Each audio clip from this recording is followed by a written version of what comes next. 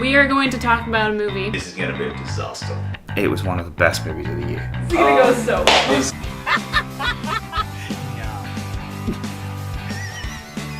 Probably one of the last movies I would ever want to see in a theater.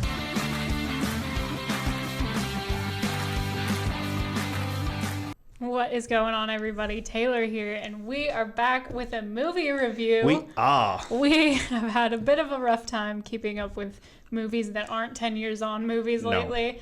The fact that there haven't been very many movie releases haven't really helped with that either.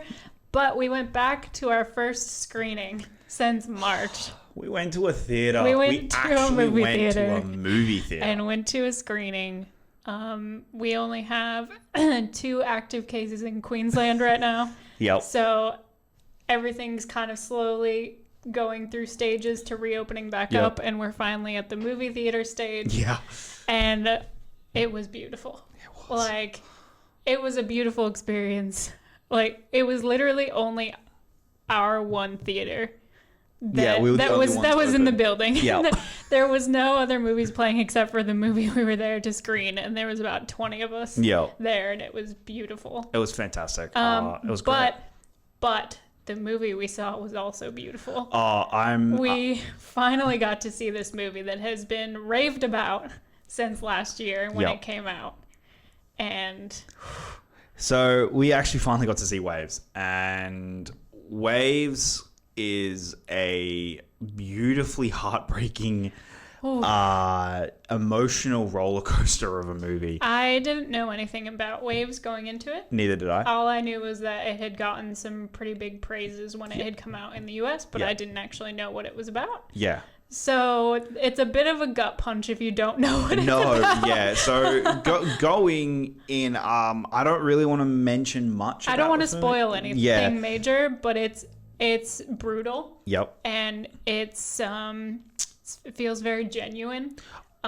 It's hopeful. That's my thing. Like, what I love, I think, the most about this movie is that it is extraordinarily dark in moments. Yep. Yet it leaves you with a sense of hope and a sense absolutely. of the movie that it most feels like to me, and when I walked out, I went, the movie that this movie manages to capture the most is probably The Place Beyond the Pines. In the sense that, and once you see it, I think you will understand that without spoiling any moments in this. Yeah. But it's a movie that I never quite knew where it was going, and I don't mean that as a bad thing. A lot of the time when I don't know where a movie's going, I'm like, well, clearly they're doing a bad job of telling the story, but that wasn't the case here. No. There were certain moments where I felt like I knew where it was going, but after about the halfway point, it really starts to tell you a story that I don't think you would expect if you don't know anything going into the movie. Yeah, I think halfway through the film, I was sitting and going, oh, this is a story. I was like, okay, I know what this story is about. Right. I know, okay, so this is what it's trying to say. And then it kind of flips it on its head. And then you're like, oh, no, that's not what you're trying to say. You're trying to use that to say something else. And I really loved the way this film handled a modern American family, the way that it gives you insight into these characters without directly saying it in exposition. Right. So the whole relationship the son has with the father, it is never once said you were too hard on him, you're abusive, you're like overbearing father, but every single moment in there that is exactly what he is. This movie does a great job of showing you what the relationships of these characters look like, where they're not just saying it at each other in dialogue. It's very much you watch these moments of these relationships and you understand exactly what the dynamics are that are at play there. Yeah, and I love the directing. I thought the directing style and the way that the way that it incorporates aspect ratios and the way that it uses the camera, I thought was actually very genius and very well There's a lot done. of camera movement, and it's beautiful. The aspect ratio is Yeah, That's like, a whole experience in itself. It's really great. Like, but the thing that like really got me in terms of outside of the acting, which I do want to talk about in a minute, but outside of those kind of aspects, story and acting and all that, the transitions really blew my mind because I've never really seen that before. Yeah. And the way that the music was used in this movie. Trent Reznor was such an immersive. Like, there are plenty of movies where I can talk about the music and say, oh, it complemented the movie and it was great. But it was so immersive in this movie in a different way completely. Yeah, I thought that the way that... So the sound... There was the soundtrack, which was incredibly well done, and then there was the score. And and both were managed to complement each other extremely well. But not only that, I think you got the sense of this is this kid's life. And I really felt like this was... You got an insight into his life, and I really liked that without it being preachy and without it being overbearing. And I thought I think this is a sensational film. I do too. I think, like we've mentioned a couple times, what it does best is it shows you, and it doesn't have to use a bunch of exposition to explain things to you. It's just showing you what his life is like and what these characters are like together, and it was so well made. Yeah, it was. It's an incredibly well made film. We should talk about performances because I do think everyone in this film is incredible. Just so well acted. It is. Sterling K. Brown was sensational. I think Sterling K. Brown was robbed of a nomination for this easily. I think Taylor Russell. Taylor Russell should have been nominated for Best Actress, easily. I think that's an easy spot for her to fall into this year. Last year, I think she should have. Sterling K. Brown, I think, is absolutely incredible in this, in the ability that he is not a caricature. This character would have been so easy to be a caricature of the overbearing father. And I think he manages to give him a sense of personality and a sense of understanding of why he is like this. You don't empathize with him in terms of from that point of view. Right. You understand why he is the way he is on his son because of the color of his skin, the life he's had. And I think you don't see that enough, like in films in general. Like, and I think this is an incredible performance from Sterling K. Brown, and I wish he was nominated. But Taylor Russell, she was amazing. We have to give a shout out to Renee Goldsberry. Because of her. Like, I'd love to see her in more films. I thought she was incredible. She was... shout out to our boy Lucas Hedges. I think Lucas Hedges has the best. Like, I think he has the most tension relieving scene in the movie. There's this scene that is just where you're basically on the edge of your seat for the majority of the movie because you know something's coming, and then Lucas Hedges has this scene that just lifts the mood in this incredibly well done way that is so uncomfortable but hilarious at the same time. And I did a pretty good job of holding myself together in this movie, which for me is like, I deserve a gold medal for that.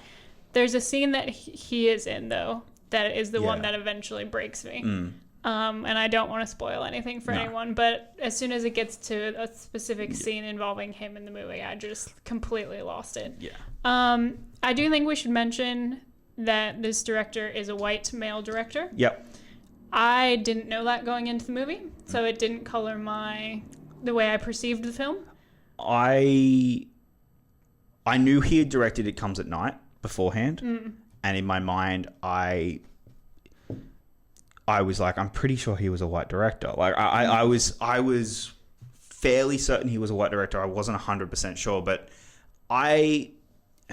there were aspects of the film where I wasn't 100% like, oh, okay, maybe this shouldn't be told from a white director. But then I also was thinking, no, the film is deliberately doing that.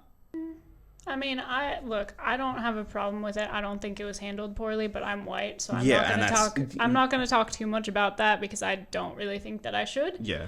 But from my experience, there have been films where I've watched white directors do something with black characters or people of color and just go, oof. Yeah. Like, that shouldn't have been put in their hands to do that story. And I didn't feel that with this movie, but once again, that's not for me to decide. Yeah. But I thought it was well handled. I really emotionally connected with the story. I thought it was told very well. And I'm really disappointed we didn't get to see it in 2019. Yes. And I'm really disappointed that, like, basically everybody let it down in terms of didn't get Oscar pushes, didn't get the buzz, didn't get the funding behind it that it should have gotten to actually get out there.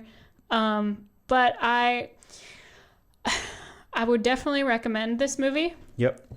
Because it has so much to offer. It's legitimately unlike probably any movie I've ever seen when you put all of the elements together that this movie is. And with that, I also want to caution you that it can be a very, very triggering movie in a lot of different ways. Yeah, there are elements. There was a sequence where I had to desensitize myself to it. I had to cover my eyes and plug my ears because it just was that for me. Yeah, you knew that it was. Yeah, like I knew what was about to happen, and I knew that. I needed to shield myself for a couple minutes. But just know that going into it, that it's confronting and it's pretty rough. Yeah. I think what this film does so well is this very easily could have been an 8-episode Netflix series.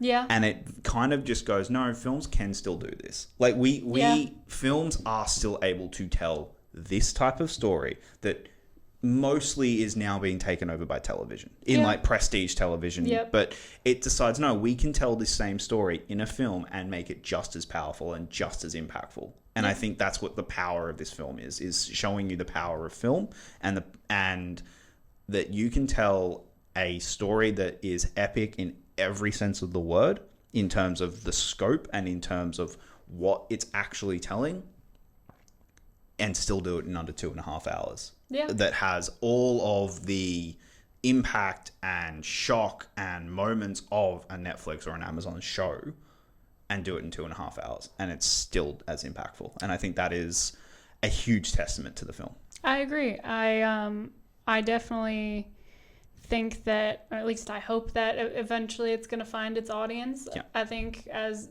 in the coming couple of years, because I think it deserves to have that audience that gets to experience this story. But I kind of think we should probably leave it there, just because for people like us who didn't know anything, I don't really want to take away that moment. Spoil that experience for you. Other than to just kind of heed the warnings that we've given, just because I think that is important for people who really need that kind of warning to make sure they're going to be okay to watch a movie. But if you guys have seen this movie, please let us know in the comments. I would love to talk to some of you guys about it, because there are only so many people in the world that I know who have seen this movie, which is really sad. But if you've seen it, please let us know your thoughts in the comments. If you haven't seen it, wow. Have you heard about it? Yes. Are you interested in seeing it? Please say yes, because you absolutely should find a way to go see this movie. Mm-hmm. It definitely deserves an audience. If you guys want to find any of our other links, Letterboxd to see what else we've been watching, if you want to find us on Facebook or Twitter or Instagram or anywhere, basically anywhere on the internet, all our links are down in the description. Thank you guys so much for all of your continued support, and we will see you next time.